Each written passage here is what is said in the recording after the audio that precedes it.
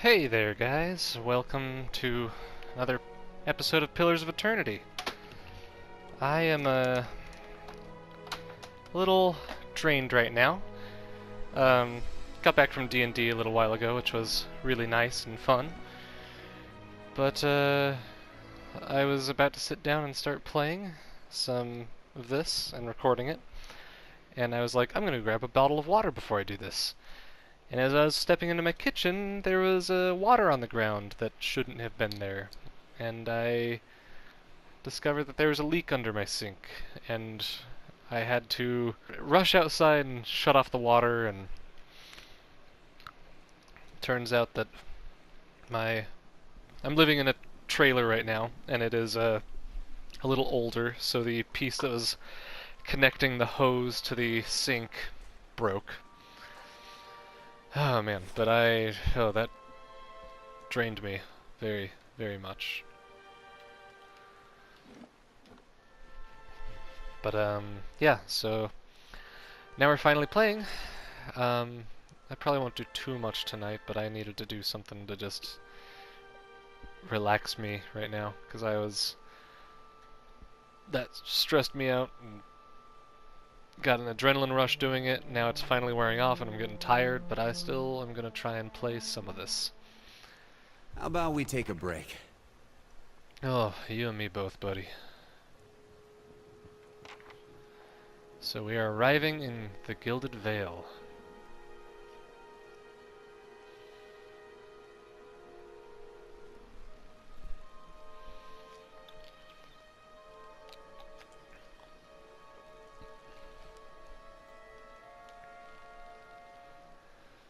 You must be one of the new settlers. Welcome to Gilded Vale. A man approaches. We're pleased to know that we've had some recent vacancies here. Sorry about that. A man approaches you, his skin as dull and gray as the desolate village behind him. He scans you with sunken, lifeless eyes. His voice is a dry croak. He glances at the gnarled, leafless monstrosity of a tree next to him.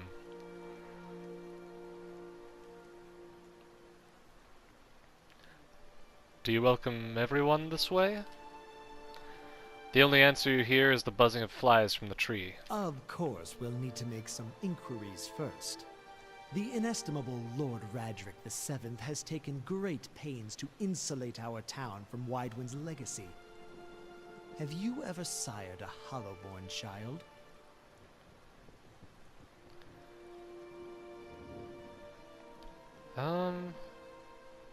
That's a rather personal question. No. I'm just gonna say no. Are you absolutely certain? Lord Radric has made it his first priority to eliminate this scourge from our village. His eyes narrow. I should warn you, stranger. Here in Gilded Vale, we have a special place for dissidents, charlatans, and those who would hide a curse in our midst. He steps to the side and inclines his head ever so slightly towards the deformed tree. His lordship's wife is with child and due any day. Without his approval, I shan't be able to find you a permanent settlement. It will have to wait until after the birth. We can continue our interview then, after the bell tolls from Radric's hold to signal my lord's new heir. In the meantime, you can find temporary accommodations at the inn, just southwest of here.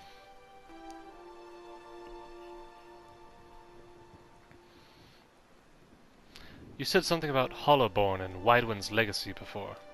He blinks. I forget that you foreigners do not have this curse in your homelands. The Hollowborn have been a scourge upon the Deerwood for almost 15 years now. He lowers his voice to a whisper. Children born without souls. He shakes his head. Pitiful dumb things that breathe barely, but do not truly live. Some say the Hollowborn are disease. Some say they are a punishment from the gods. He raises his empty hands. In truth, no one knows, but they began spreading after the Saints' War, and so the name Widewind's legacy stuck in honor of that foul, blasphemous pretender. His voice shakes with vitriol. I see. Lord Radric's decrees may seem strict at times, but he has our best interests at heart. He nods. If you have any other questions, don't hesitate to ask. It's important that everybody in Gilded Vale understand our rules.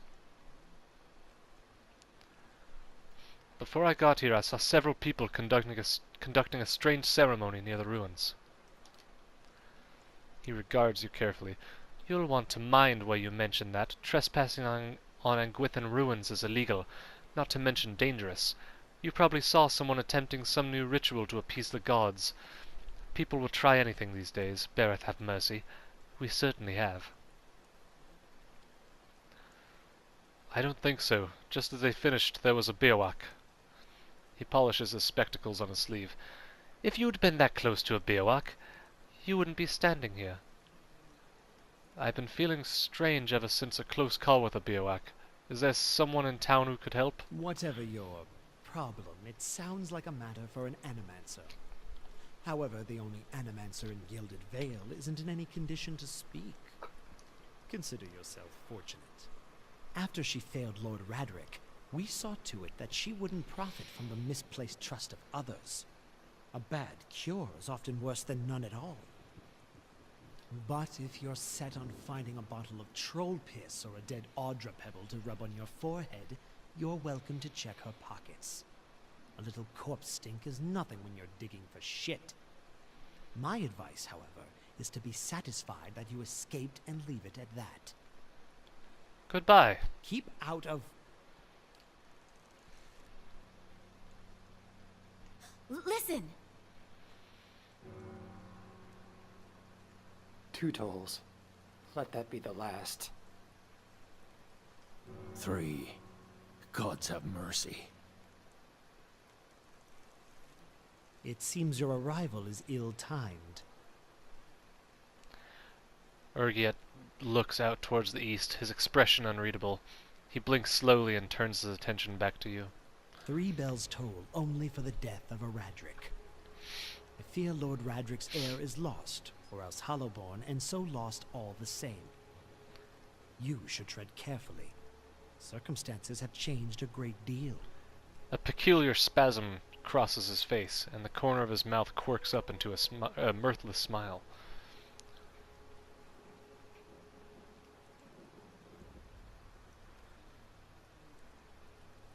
What happened? He shrugs one bony shoulder. I will know more details when the messengers arrive. The vagaries of childbirth, perhaps. But that is not your concern. What do you mean? You come to us at a time of mourning. The legacy is struck at the heart of Gilded Vale. Our efforts to redeem ourselves in the eyes of Bareth must be redoubled. He sets a steady gaze on you. Does this affect the Lord's offer to new settlers? I can be sure of nothing right now. I advise you to get some rest. The inn, or a stable for all I care. Find me afterwards. I will know more soon enough. Farewell. Okay, so yeah, Man, I have had a lot of issues since moving into this trailer. Not a lot, but the issues that come with something that's a little older like this, where I had fridge issues, and now this, and a few other minor things, but oh man, I'm exhausted. You looking for someone in that tree? I could introduce you. Hello, Matt Mercer.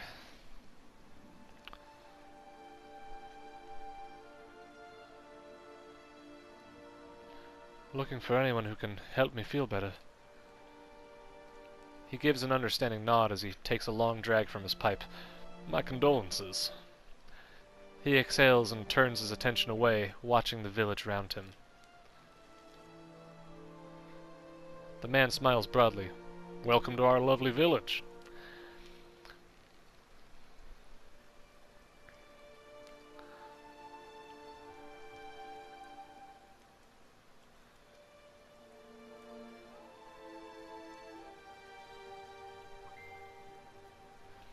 You see 4 people gathered by the door of the inn. Their raised voices and chopping gestures suggest an argument reaching its climax. The first figure raises his hands for calm. His face is particularly obscured by a hood, but his height and stature suggest an elf. I meant no offense. Let's put this matter to rest over a round, shall we? My treat. Hello again, Matt Mercer. He plays the first two companions you get in this game. Hoping to soothe our pride with a few Adira coppers, eh? We don't need your coin.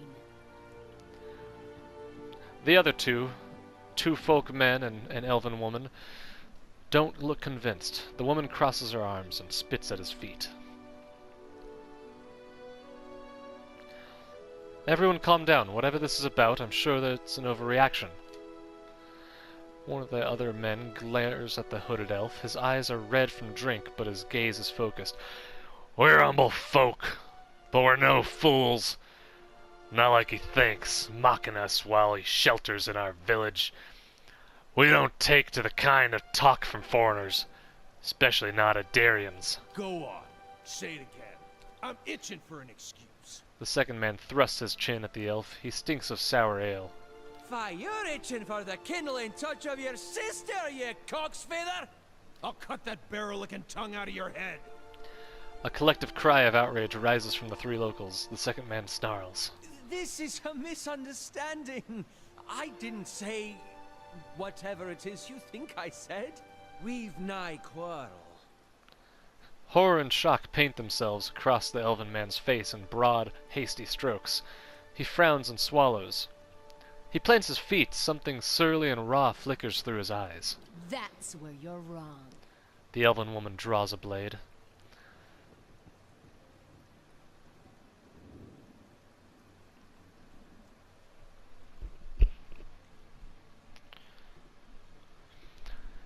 This is unnecessary. Wouldn't you rather be inside drinking than out here arguing? We don't want your charity either, foreigner. They squint at you through red, bleary eyes. It sounds suspiciously like you're defending him.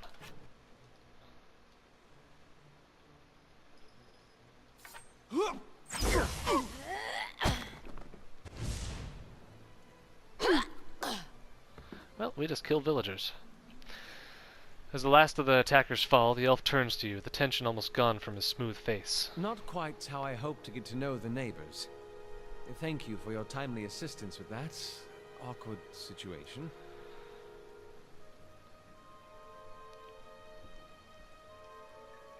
You mean for slaughtering them? You're welcome. Well, that is one way of putting it. He gives you a quick smile. He straightens his hood, and you note the remains of fraying embroidery on his gloves. His boots are caked with the dirt of many months' travel, but the leatherwork beneath it is sturdy and fine. I suppose introductions are in order after that little fiasco. Aloth Corvusser, at your service.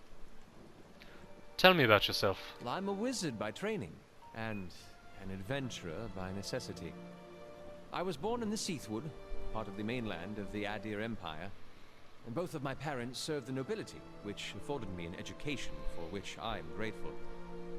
However, there were no open positions in those houses, and so I decided to seek new means in a new land. And how exactly did you come to be here? I was traveling with a caravan, but we were separated near some ruins. In Gwithan ruins?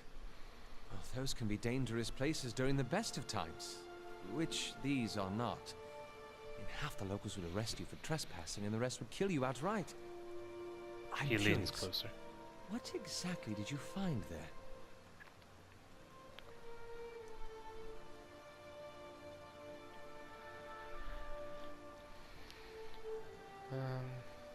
Several hooded figures operating a strange machine.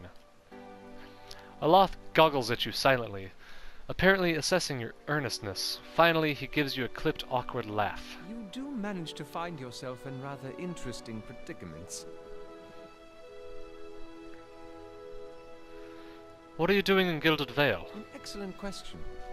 I came looking for fresh air and cheap land. Instead, the magistrate gave me directions to the inn and a story about the local lord's expectant wife. But I take it that's a familiar tale. He folds his arms and frowns, looking toward the center of town. Then he cocks his head and looks at you. And you?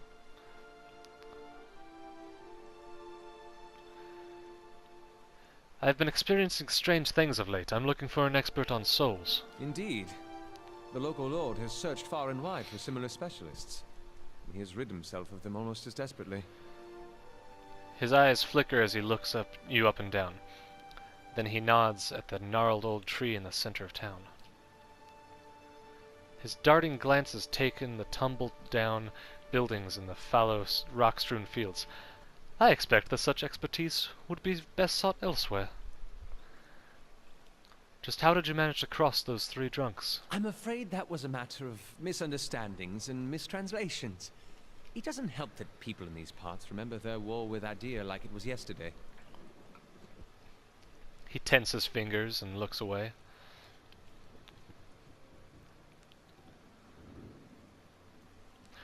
You did tell that one man to go fuck his sister. Ah, that. He clears his throat and adjusts his sleeves. As I tried to tell them, they misheard me. Happens all too easily after a few pints, and the accent doesn't help. I heard the same thing. For just a moment he looks as if he's about to say something else. His expression brightens with mischief, but before he can speak, he forces a tight smile, biting his lips so hard you expect to see blood. Finally, his face relaxes and he shakes his head. I should speak more clearly next time. My apologies. You don't exactly look like a settler. Begging your pardon, but neither do you. Yet, circumstances can find a person in the strangest of places. A sly grin crosses his lips. I should get going. As should I, given recent events. It's just as well. I've had enough of the watered wine and lumpy beds at the inn. They say even the owner tired of the place. Just up and left one day. It explains quite a lot about the upkeep. Perhaps I could join you. I could use a change of scenery, and I find it's better to travel in numbers. He gives you a guardedly hopeful look. Well, so do I. Let's go then. Excellent. I shall follow you. Should be interesting enough. We just killed 3 people in this town and are not being accosted for it at all. Ooh, time to do some selling! And then possibly creating some extra companions to join us. Which I might have a fun little project for another bonus episode like the random rolled characters. I could make my... Gods keep you. I could make my D&D party that I play with, and that could be fun. Hello and welcome to the innkeeper looks up. Oh, it's you! Tenfrith told us what you did for him. It's such a relief to have him back. I can't thank you enough. Consider yourself a favorite of the house. Discounts on drinks, rooms.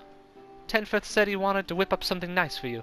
He's already back at work in the kitchen. She laughs. So what would you like?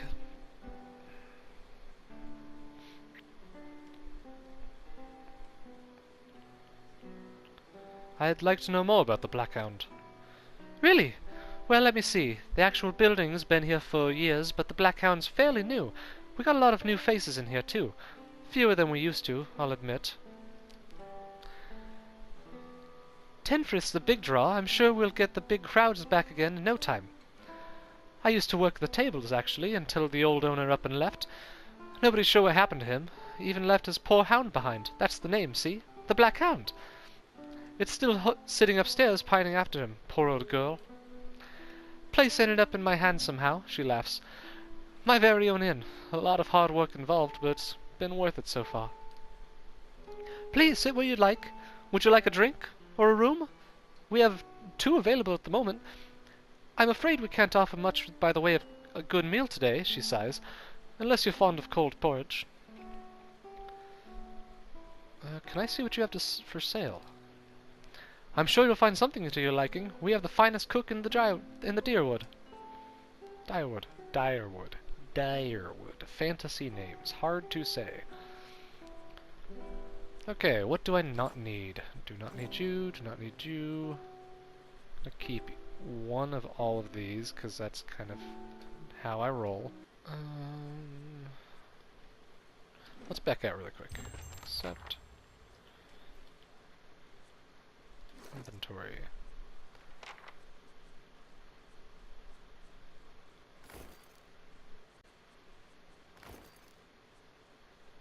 Ooh, yeah, we're going with that. Hail, traveler.